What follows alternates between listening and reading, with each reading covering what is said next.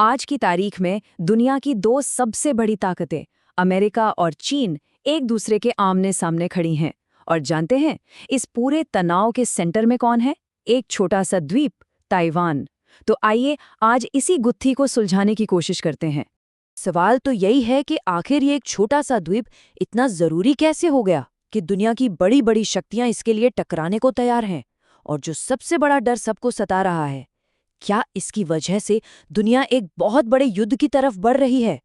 ठीक है, तो इस पूरी कहानी को समझने के लिए सबसे पहले इसके मेन कैरेक्टर्स को जानना जरूरी है। मतलब कौन किसकी तरफ है और क्यों है। तो देखिए, सारा मसला ही नजरिए का है। तीनों मेन प्लेयर्स की अपनी अपनी कहानी है जो एक दूसरे से बिल्कुल मेल नहीं खाती।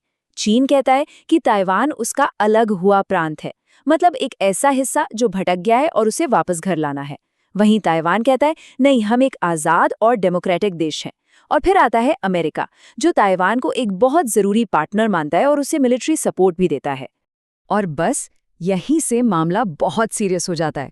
सोचिए, अगर चीन ताइवान पर जबरदस्ती कब्जा करने की कोशिश करता है तो बहुत ज्यादा चांस है कि अमेरिका बीच में आएगा।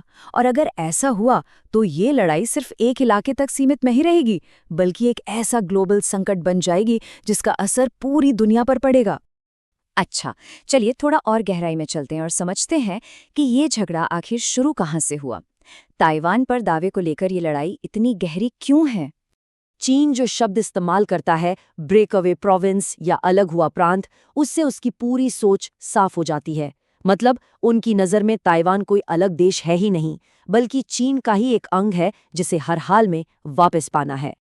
और चीन इस मामले में अपने इरादे बिल्कुल छुपा भी नहीं रहा है।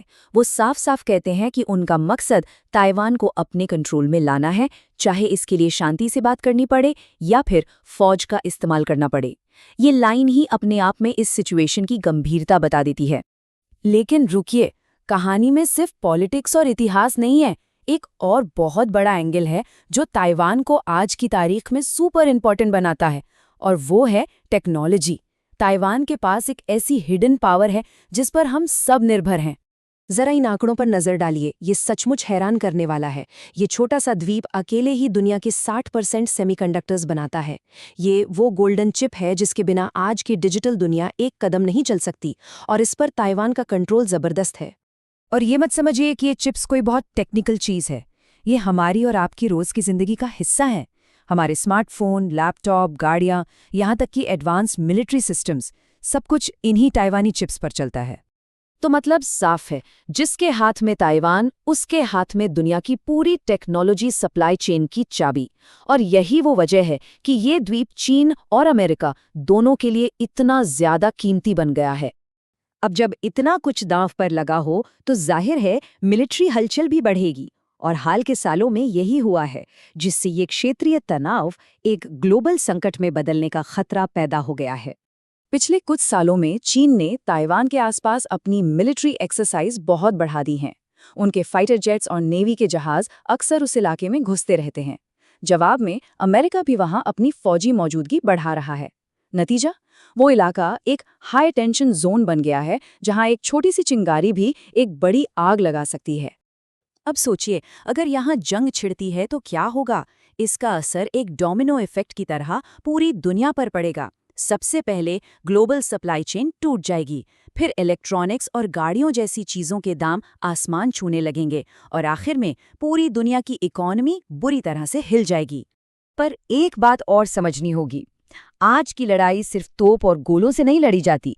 ये एक मॉडर्न वॉरफेयर है। चीन और अमेरिका के बीच साइबर वॉर, इकोनॉमिक प्रेशर और डिप्लोमैटिक चालें तो पहले से ही चल रही हैं। ये सब भी उसी बड़ी लड़ाई का हिस्सा हैं। तो घूम फिर कर हम उसी सबसे बड़े सवाल पर आ जाते हैं, आगे क्या होगा? क्या इस सिचुएशन का अंत युद्ध है या फिर इसे डिप्लोमेसी यानी बातचीत से सुलझा लिया जाएगा? देखिए, ये सारी बातें सिर्फ न्यूज़ हेडलाइंस नहीं हैं। जियोपॉलिटिक्स का सीधा कनेक्शन हमारी रोज़मर्रा की ज़िंदगी से होता है। हमारे फ़ोन कितने महंगे होंगे, पेट्रोल की कीमतें कहाँ जाएंगी, ये सब कुछ इन ग्लोबल टेंशन से जुड़ा हुआ है। और आखिर में ये हमें उसी सवाल पर लाकर खड़ा कर देता है जिस पर पूरी दुनिया की नज़रें टिकी हैं। क्या ताइवान आने वाले कल का सबसे बड़ा युद्ध क्षेत्र बनेगा, या फिर डिप्लोमेसीज आने वाले तूफान को रोक पाएगी? इसका जवाब ही हमारा और आपका भविष्य तय करेगा।